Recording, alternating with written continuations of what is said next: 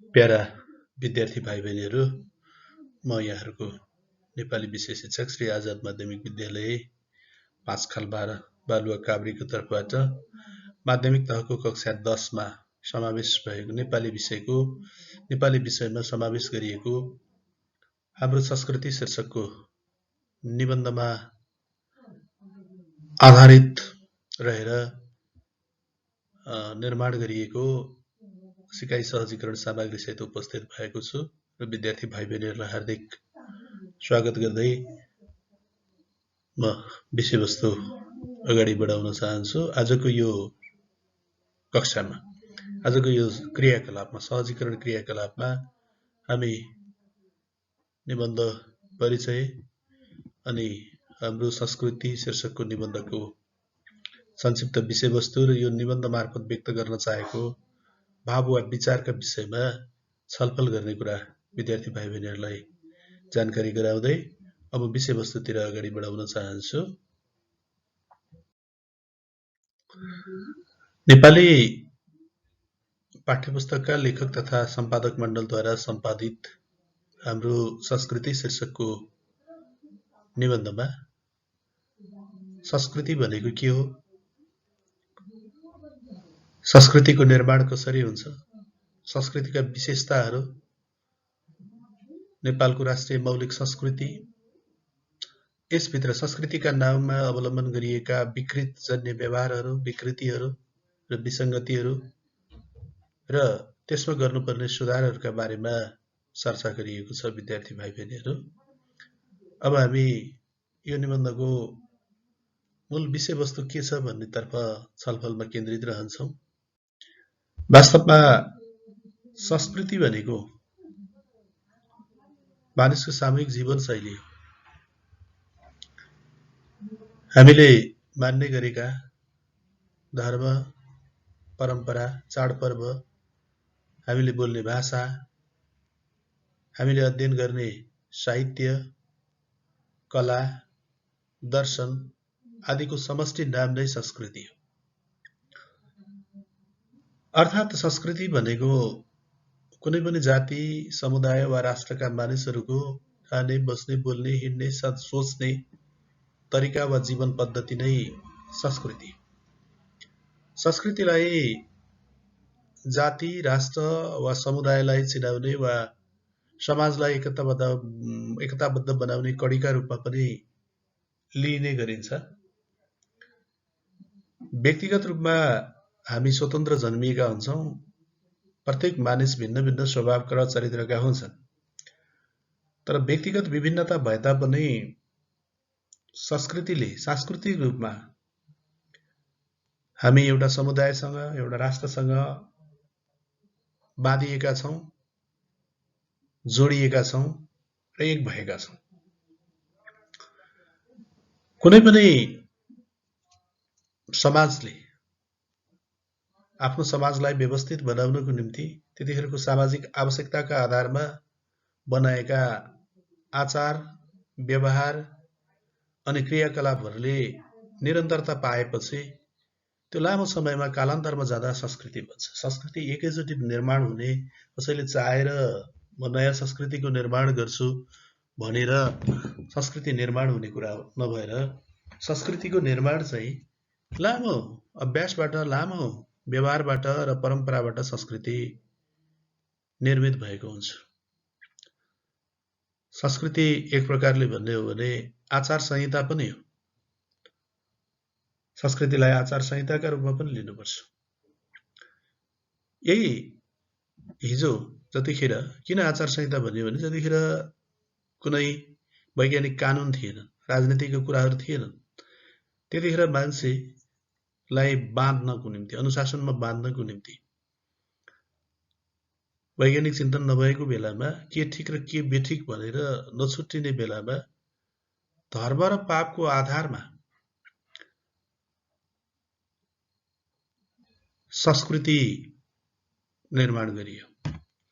वास्तवमा धर्म र पापको आधारमा संस्कृतिको अनुसरण गर्नुपर्ने होइन, तर पनि त्यतिखेर ठिक थियो। त्यो समुदायमा, त्यो शिक्षा चेतनाको अभाव भएको समुदायमा धर्म र संस्कृतिको आधारमा, पाप र पुण्यको आधारमा संस्कृतिको अनुसरण गर्ने प्रचलन रह्यो।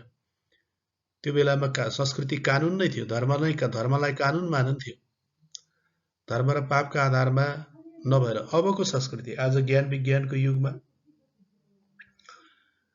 आज वैज्ञानिक चिन्तनको विकास भएको युगमा हामी भन्ने गर्छौँ 21औं शताब्दीमा अब पाप र धर्मका आधारमा, स्वर्ग र नर्कका आधारमा नभएर अबको संस्कृति राम्रो र नराम्रा आधारमा व्यवहारहरू निर्माण हुनुपर्छ र निर्धारित हुनुपर्दछ। हाम्रा व्यवहारहरू के ठिक के बेठिक के राम्रो के नराम्रो त्यसका आधारमा अबको संस्कृति निर्धारित हुनुपर्दछ। पाप र पुण्य, स्वर्ग र नर्कका आधारमा संस्कृति चलिआएको संस्कृतिमा परिवर्तन गर्नुपर्छ, परिवर्तन हुनुपर्छ र राम्रो र नराम्रो, ठिक र बेठिकका आधारमा निर्मित व्यवहारहरू हाम्रा संस्कृति बन्दै जानुपर्दछ। अबको संस्कृति वैज्ञानिक चिन्तन र विज्ञानको सापेक्षताका आधारमा निर्माण हुनुपर्दछ, निर्मित हुनुपर्दछ। संस्कृति पुर्खाको व्यवहार हो, पुर्खाले चलाएको व्यवहार हो, चलनहरू। त्यसैले यसलाई पुर्खाको आविष्कार पनि भन्न सकिन्छ। यो एक पुस्ताबाट अर्को पुस्तासँग हस्तान्तरित हुँदै आएको पाइन्छ। संस्कृति भन्नासाथ हामी हाम्रा बाबुबाजे पुर्खालाई बिर्सन सक्दैनौँ। उनीहरूले चलाएका प्रचलनहरू पुर्खासँग जोडिएको हुन्छ। संस्कृतिसँग मानिसको इतिहास र पहिचान जोडिन्छ। त्यसैले यो सबै आफ्नो पहिचान र इतिहास जोडिने, मानव सभ्यता जोडिने भएको हुनाले हरेक मानिसलाई आफ्नो संस्कृति प्यारो लाग्छ। संस्कृति हाम्रो पहिचान हो पनि हो। त्यसैले आफ्नो संस्कृति छोड्नु भनेको आफ्नो पहिचान गुमाउनु हो, आफ्नो इतिहास गुमाउनु हो, लत्याउनु हो। यसतर्फ सबै मानिसहरू समयमै सचेत हुनुपर्दछ। अनि पुर्खाहरूले चलाएको चलन भन्दैमा, चालचलन परम्परा भन्दैमा, पुर्खाबाट आर्जित र हस्तान्तरित सम्पत्ति भन्दैमा जस्ताको तस्तै पालना गर्नुपर्दछ। सबै कुरा राम्रै हुन्छ भन्ने छैन। तत्कालीन समाजमा त्यतिखेर उपयुक्त देखिएका कुराहरू आज ज्ञान विज्ञानले युक्त, वैज्ञानिक आविष्कारले युक्त, हाम्रो चेतना र विवेक फराकिलो भएको अवस्थामा हिजोको संस्कार र संस्कृति, हिजोको संस्कार परम्परा र व्यवहार आज ठिक हुन्छ भन्ने छैन। आजको आर्थिक, सामाजिक र राजनैतिक व्यवस्थामा हिजोका परम्परागत मूल्य, मान्यता र सामाजिक व्यवहारहरू उपयुक्त नहुन सक्छन्। उदाहरणका लागि विद्यार्थी भाइ बहिनीहरू, हिजो माटाका घरहरू थिए, रात माटो लगाइन्थ्यो, पोतिन्थ्यो, चुलो चौको थियो, भान्सा चाहिँ एउटा चौको बनाइन्थ्यो। अब अहिले माटाका घरहरूलाई सिमेन्टको घरले विस्थापित गर्यो। किचन बन्यो, चौको चाहिँ डाइनिङ टेबल, डाइनिङ रुममा परिवर्तन भयो। काठका पिराहरू थिए, कुर्सीले विस्थापन गर्यो। यो भने चाहिँ समयअनुसार संस्कृति परिमार्जन पनि हुन्छ, परिवर्तन पनि हुनुपर्छ। हिजोको आवश्यकता र आजको आवश्यकता, हिजोको आर्थिक, सामाजिक, राजनैतिक व्यवस्था र आजको आर्थिक, सामाजिक र राजनैतिक अवस्थामा परिवर्तन आएकोले हिजोका कुराहरू अनुपयुक्त हुन सक्छन् भन्न खोजिएको हो। अब हिजो चाहिँ बिहान उठेर घर लिपपोत गर्नुपर्ने दुनियाँ कुराहरू थियो भने अब अहिले सिमेन्टेड घरमा रात माटो लिपपोत्यो भने त उपयुक्त हुँदैन। अब त्यसलाई चाहिँ चिसो पानी लगाएर पुस्ने, पानीले पुस्ने, यो नयाँ संस्कृतिको निर्माण पनि पुरानो संस्कृति त्यागियो। यसो अब हिजो महिला र पुरुषको भूमिकाको आधारमा हेर्दाखेरि महिलालाई चाहिँ पुरुषको चाहिँ घरको चौघेराभित्र सीमित गरिन्थ्यो। आज महिला र पुरुषको चाहिँ नि सहभागिता, सक्रियतामा फरक पर्न थालेको छ। संस्कृति परम्परागत भए पनि यो अपरिवर्तनशील हुँदैन। यसको चरित्र, संस्कृतिको चरित्र परिवर्तनशील हुन्छ। मानिसको स्वभाव भनेको, मानिसका आवश्यकता असीमित हुन्छन्। मानिस परिवर्तन चाहन्छ, नयाँ नयाँ अवसर र सुख सुविधाको खोजी गर्नु मानवीय गुण हो, मानवीय स्वभाव हो। त्यसैले यो मानवीय गुण र स्वभाव अनुसार पनि संस्कृति सधैँ एकै नासको हुन सक्दैन, हुनुपर्छ भन्ने मान्यता राख्नु जडता हो। यो मानिसको स्वाभाविक विशेषतासँगै संस्कृतिमा पनि चाहिँ परिवर्तन आउनु पर्दछ। विकास र परिवर्तनको गतिलाई कसैले पनि चाहेर रोक्न सक्दैन। समयानुकूल जुन संस्कृतिमा परिमार्जन आउँछ, जुन संस्कृति परिमार्जन गरिन्छ, त्यो संस्कृति नै लामो समयसम्म जीवन्त रहन सक्छ। त्यसैले समयअनुसार आर्थिक, सामाजिक, राजनीतिक व्यवस्था अनुसार मानिसका चाहिँ व्यवहारहरूमा परिवर्तन आउँछन्, खानपिनमा परिवर्तन आउँछन्, पहिरनमा, वेशभूषामा परिवर्तन आउँछन्, मान्छेले गर्ने कामहरूमा परिवर्तन आउँछन् र बिस्तारै यो मानवीय चेतनामा आउने परिवर्तनले संस्कृतिमा पनि प्रभाव पर्दछ। र यहाँ भन्न खोजिएको कुरा के हो भने यदि संस्कृतिमा जडता खोजियो भने, संस्कृतिमा जडता खोजियो भने, संस्कृतिमा परिवर्तनलाई रोकियो भने त्यस्तो संस्कृति लामो समयसम्म टिक्न सक्दैन। त्यो संस्कृति लोप भएर जान्छ। जुन संस्कृति परिमार्जन हुँदैन, परिवर्तन गर्न सकिँदैन, परिवर्तन गर्नु हुँदैन भन्ने मान्यता राखिन्छ, त्यसको संस्कार र संस्कृति चाहिँ चाँडोभन्दा चाँडो लोप भएर जान्छ। विद्यार्थी भाइ बहिनीहरू, संस्कृति, भूगोल, हावापानी र जाति अनुसार फरक फरक हुन्छ। उदाहरणका लागि मधेसमा बस्ने मानिसहरू, हिमाल र पहाड तराईमा बस्ने मानिसहरूका अलग अलग प्रतिका चाहिँ व्यवहारहरू रहेका हुन्छन्। हिमाली भेगमा अत्यन्तै चिसो हुन्छ, त्यहाँको पहिरन बढी नै बाक्लो प्रकृतिको हुन्छ। पहाडमा मध्यम खालको हावापानी हुने हुनाले त्यहाँ ठिक्क खालको पहिरन हुन्छ र तराईमा गर्मी बढी भएको हुनाले त्यहाँका मान्छेहरू धोती र कुर्ता लगाउँछ। यसै गरी एउटै टोलमा बसोबास गरेर पनि संस्कृति जात पिच्छे फरक फरक हुन्छ, जातै पिच्छे फरक फरक हुने गर्दछ। एउटै टोलमा बसोबास गर्ने मानिसहरूको कसैले लोसार मनाउँछन्, कसैले साकेला मनाउँछन्, इन्द्र जात्रा मनाउँछन्, धान जात मनाउँछन्। नेवारहरूको चाहिँ अब चण्डी नाच, के यो नेवारहरूको दुर्गा नाच, हैन, के नाचहरू छन्। भन्नुको मतलब संस्कृति एउटै टोलमा बस्ने मानिसहरूको पनि अलग अलग जातका मानिसहरूमा फरक फरक किसिमको संस्कृति पाइन्छ भने महिला र पुरुषहरूले लगाउने ड्रेसमा, पोसाकमा, गरगहनामा फरक पाइन्छ। यसको हुनुको मतलब के हो भने संस्कृति मानवीय भिन्नताका आधारमा संस्कृति पनि फरक हुन्छ, संस्कृति पनि फरक जोडिन्छ। अर्थात् संस्कृतिलाई भूगोलले, हावापानीले, जातिले पनि फरक पार्दछ, प्रभाव पार्दछ। सांस्कृतिक दृष्टिले हेर्ने हो भने नेपाललाई विविधताको साझा फुलबारीका रूपमा लिनुपर्ने हुन्छ।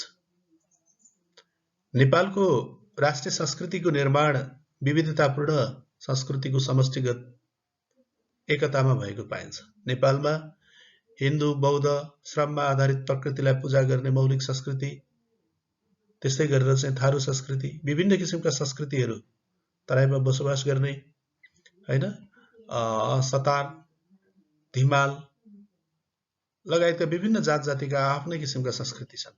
अर्थात् भनौँ नेपाल बहुजातीय, बहुभाषिक, बहुधार्मिक देश हो। त्यसै यो नेपालको राष्ट्रिय संस्कृति भनेको विविधताको संस्कृति हो। नेपालको राष्ट्रिय संस्कृतिबाट, नेपालको संस्कृतिबाट कुनै एउटा जात विशेषको परम्परालाई, संस्कृतिलाई हामीले अलग्यायौँ भने नेपालको राष्ट्रिय संस्कृतिले पूर्णता प्राप्त गर्न सक्दैन। पहाडमा बसोबास गर्ने तामाङ, गुरुङ, मगर, राई, लिम्बूका आफ्नै संस्कृतिहरू छन्। तराईमा बसोबास गर्ने थारूहरूका आफ्नै किसिमका संस्कृति छन्। धिमालका, सतारका आफ्नै संस्कृति छन्। मधेसमा मात्रै हेर्ने हो भने मिथिला, भोजपुरा, अवध लगायतका चाहिँ विभिन्न खालका चाहिँ थारू, सतार जस्ता चाहिँ दनुवार, धिमाल लगायतका चाहिँ संस्कृतिहरू रहेका छन्। प्रत्येक जातिको आफ्नै मौलिक संस्कृति छ। विविधता नै नेपाली संस्कृतिको मूल पहिचान हो। यो विविधतालाई हामीले बचाउनु पर्दछ। देउडा, गौरा, लाखे, सेलो, सङ्गिनी, हाक पारे, मारुनी, चुड्का, ख्याली, रोदी, धान नाच, माघी, होली, साकेला, देउसी, भैलो लगायतका विभिन्न खालका चाहिँ नि संस्कृतिहरू नेपालमा अस्तित्वमा रहेका छन्। यो साझापनभित्र, यो अनेकताभित्र एकता रहेको छ र आपसी सहिष्णुता नै नेपाली संस्कृतिको विशिष्टता हो, विशेषता। विद्यार्थी भाइ बहिनीहरू, आमा, बुबा, गुरु र पाहुनालाई देवता मान्नु मातृदेवो भव, पितृदेवो भव, गुरुदेवो भव, अतिथिदेवो भव मान्नु नेपाली संस्कृतिको साझा विशेषता पनि हो, नेपालीहरूको साझा संस्कृति पनि हो।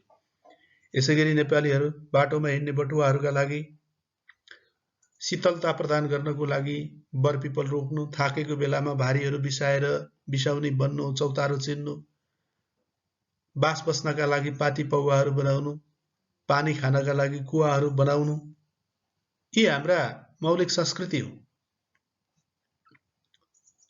यी हाम्रा साझा संस्कृति पनि हुन्। यो मै खाऊ, मै लाऊ, सुख सयल वा मोज म गरौँ भन्दा माथि उठेर सबैले खान लाउन पाउनु पर्दछ, सबैले बाँच्न पाउनु पर्दछ, सबैजना सुखी हुनु पर्दछ, सबैजना निरोगी हुनु पर्दछ, सबैले सम्मानपूर्वक बाँच्न पाउनु पर्दछ भन्ने चिन्तन हाम्रो संस्कृतिको महत्त्वपूर्ण पक्ष हो। हामी आफ्नै कमाइमा बाँच्छौँ, आफ्नै चाहिँ पौरखमा, आफ्नै पाखुरीमा बाँच्न चाहन्छौँ, आफ्नै पौरखमा बाँच्न, आफ्नै कमाइमा बाँच्न श्रमको पूजा गर्न हाम्रो संस्कृतिले सिकाएको छ। हामीलाई हाम्रो संस्कृतिले श्रमको पूजा गरेर आफ्नै कमाइमा बाँच्न सिकाएको छ। संस्कृति मानव हित र भलाइका लागि हुनुपर्दछ। संस्कृति मानव हित र भलाइका लागि हुनुपर्दछ। संस्कृतिका नाममा हुने कुनै पनि किसिमका विभेदपूर्ण व्यवहारहरू, संस्कृतिका नाममा हुने दाइजो, तिलक, बोक्सी, छुवाछुत, बलि प्रथा, शोषण, उत्पीडन र यी सबै संस्कृति नभएर संस्कृतिको नामका विकृतिहरू छन्। घुस खाने, भ्रष्टाचार गर्नेहरूलाई दुःख दिने, नराम्रो काम गरेर धनी बन्न चाहने व्यवहार पनि संस्कृति नभएर यो के हो त भने विकृति हो। हाम्रा कतिपय हामीले गाउँघरमा, हाम्रा टोलमा देखेका छौँ, हामीले अभ्यासमा देखेका छौँ, महसुस गरेका छौँ। चाडपर्व, पूजा आजा, जन्म, विवाह, मृत्यु,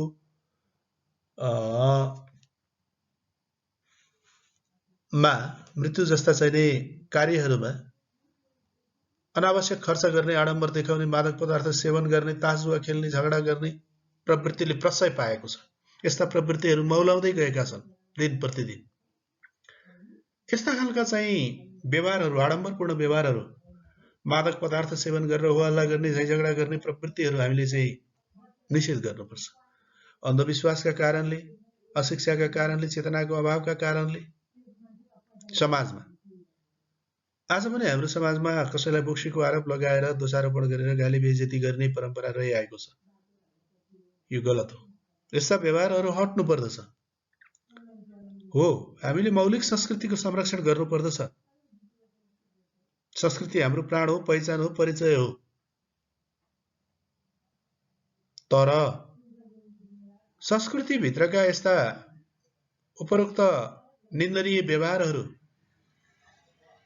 बुहारी भित्र्याउने नाउँमा दाइजोको लावा लस्कर सहित बुहारी भित्र्याउने, हेर्नुहोस् त आजको दिनमा बढ्दै गएका चाहिँ विवाहका चाहिँ भड्किला व्यवहारहरू, पार्टी प्यालेस धाउनु पर्ने, घर गहनाले छाप्नु पर्ने, लगभग आजको विवाहको अवस्था भनेको ज्वाइँ किन्ने सम्मको अवस्था मान्नु पर्दछ। दाइजो दिँदाखेरि यो चाहियो, त्यो चाहियो, सामाजिक व्यवहार देखाउनका लागि जति पनि चाहिँ गर्ने आडम्बरी व्यवहारहरू छन्।